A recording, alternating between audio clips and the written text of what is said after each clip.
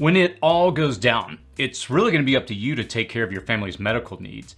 We often take for granted the ease at which we can pick up a phone and just simply call for an ambulance or even go to a hospital to get professional medical care.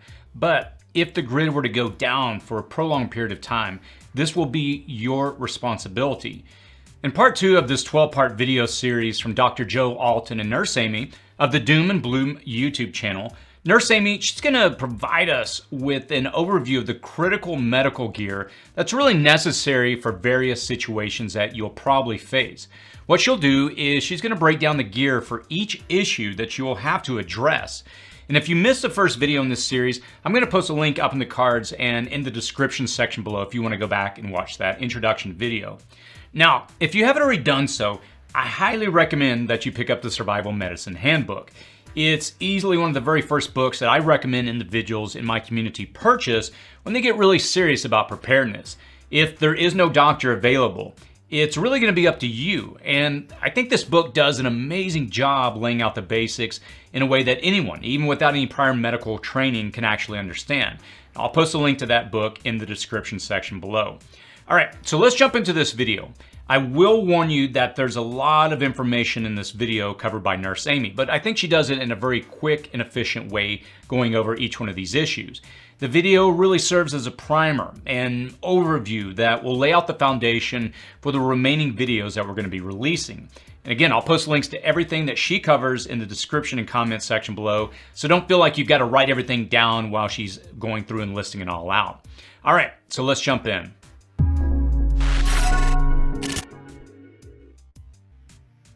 Hey everybody, Amy Alton, or Nurse Amy if you prefer. I'm a nurse practitioner and a certified nurse midwife. I sure hope old Dr. Bones has convinced you of the importance of medical preparedness. You'll need skills and supplies if you're going to keep your family healthy in a survival scenario. Some of the things we're going to teach in this series on City Prepping's channel include how to take a medical history, performing vital signs and a medical examination, all about dressings and bandaging wounds, bleeding control, daily wound care, wound closure including suturing and stapling wounds, orthopedic injuries and splints, dental trauma, nose trauma, eye trauma, and much more. I'll admit some of these topics are more exciting than others, but each has its importance in the long-term survival of your family in times of trouble. Today I want to show you an overview of supplies we'll be showing you how to use in these videos, and supplies you may want to consider having in your own medical emergency supply. I have all these in our store and also in our kits too at store.doomandbloom.net. Personal protection supplies are meant to protect the patient from harm, because the injured person is the one to have the open wound, so therefore they might get infected. Consider washing your hands or putting on gloves, or at least using hand sanitizer. Then either use sterile or non-sterile gloves depending on the procedure. Sterile gloves are best for wound closure, but clean or non-sterile is fine for bandaging wounds. Like you see here, we have non-sterile and we have sterile, we have some hand sanitizer. We also have masks. Now everyone's fearful of masks these days. Masks are not to be worn because you're worried about COVID at this point unless you're at risk. It's for doing procedures where you're up close with an open wound and you may breathe or cough something into the wound. You want to be super careful about that. So the mask is really to protect the patient at this point. We also have an assortment of antiseptics such as alcohol, betadine, BZK, and my personal favorite, Hibiclens. These are great for cleaning skin or wounds to help, of course, to prevent infections. Alcohol, however, is better for wiping down instruments before you use them and after cleaning them. A solution you can make at home is called Dakin solution, which is a weak bleach liquid for long-term wound care and ulcerations. We'll talk about that during the class of wound care. Here's some instruments you might consider having in your own home. We have a surgical set, we have a blood pressure cuff, stethoscope, pulse oximeter, we have reflex hammers, we have various scissors, various clamps, tweezers, light. Don't forget, a headlamp is actually very important when you're using your hands to sew or suture or take care of wounds. We have scalpels, an otoscope, a magnifying glass, a razor, and staple removers. Water filtration and purification supplies are needed to help prevent waterborne illnesses such as diarrhea and to produce clean water for wound care. Of course, boiling water is the safest way to kill off most pathogens if you have the time. You might also consider having some sort of life straw or Sawyer water filters. Those are really great. I have a water bag here to hold the water that you've made, so you can either give it to the patient or you can use it for the wound care. I do have some oral rehydration packets. These are good, to replace electrolytes that are lost either with vomiting or diarrhea. And then there are all kinds of water purification tablets in case you get in a real pickle and you don't have a filter and you can't boil water.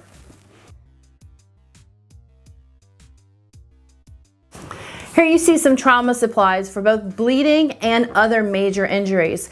We have things for airways, we have tourniquets for bleeding, we have blood stopping gauze, and we also have something called an eye clamp. We will show you how to use that. Something you might consider just as a little something for minor bleeding is a styptic pencil. People have probably forgotten about those. We have our pressure dressings.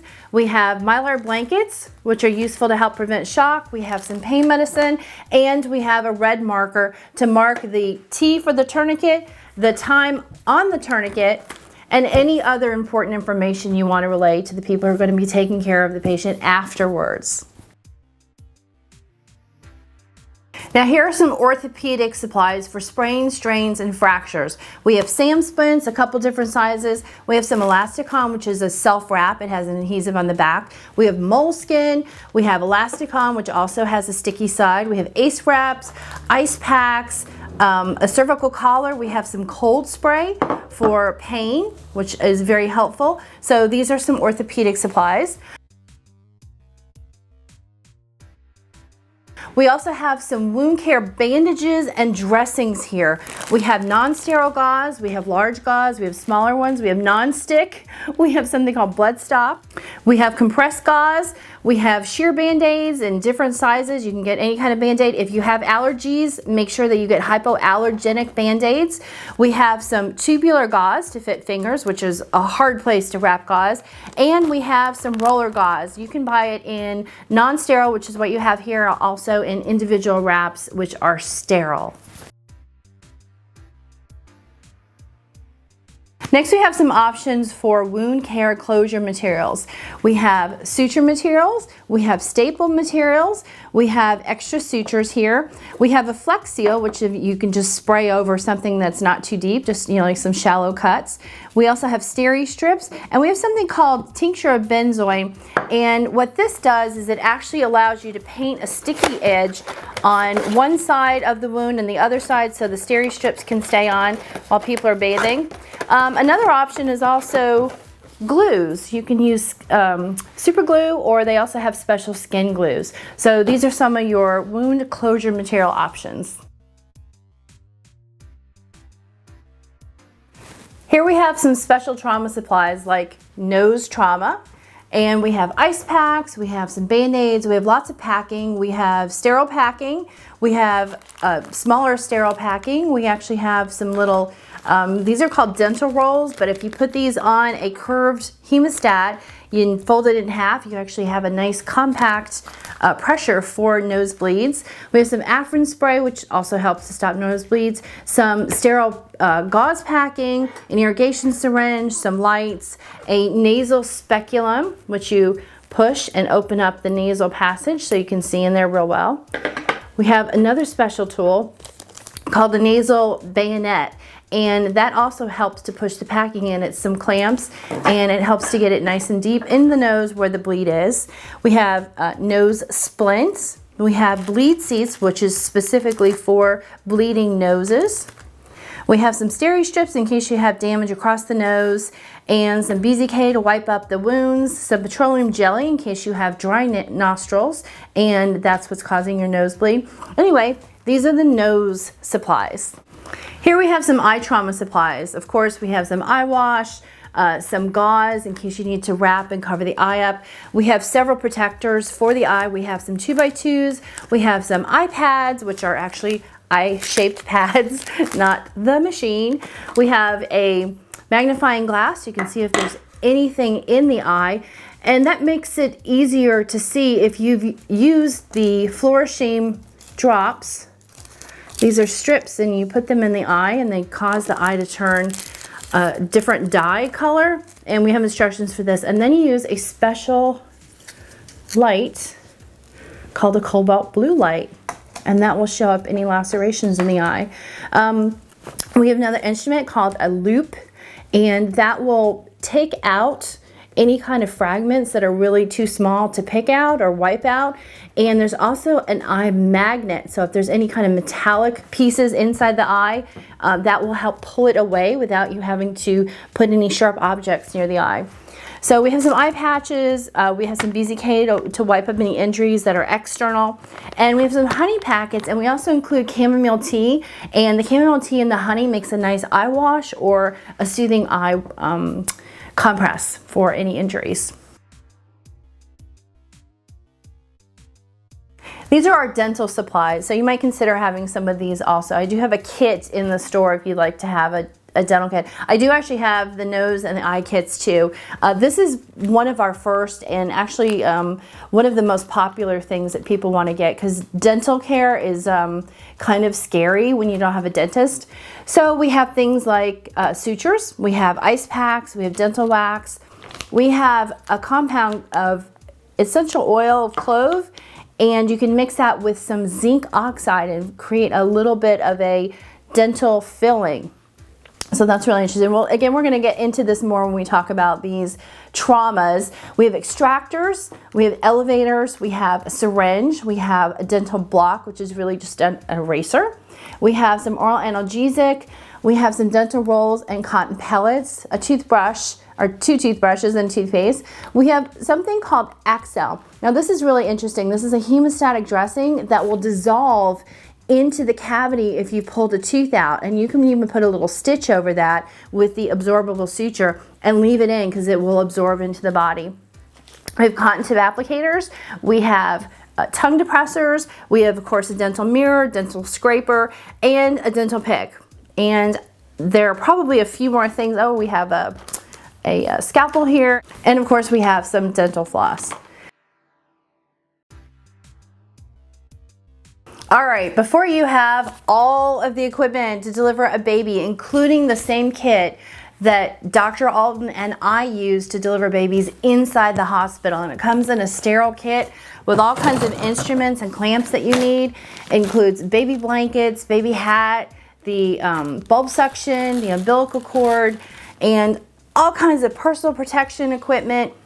We have built an amazing OB delivery kit. These are some things that we'll be going over when we talk about childbirth, and just wanted to show you an overview, but there's a lot of stuff in our kit. Now there's a lot of medicines to have on hand, so I cannot possibly go over all of them, but think GI issues, respiratory issues, skin issues. Those are probably the main ones. Pain is a big one, you know, so you want to have a variety of ibuprofen, aspirin, Tylenol. If you can have some of that cold spray for joint and muscle pains. I do have some nice salves that work out great, so if you guys like salves, that's something for you to consider.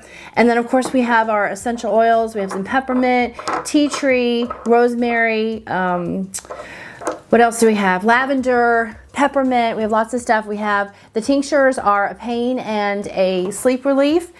Of course, you want to have things for rashes and irritations like hydrocortisone. Petroleum jelly is very soothing. So just think of those things and then get a nice variety of them. You don't want to forget sunscreen and a lip balm, because if you get a sunburn, you're going to have a hard time helping the person, and it's better for prevention instead of treatment. Last but not least, it's education, which is an invaluable source if the grid goes down. So don't forget your books.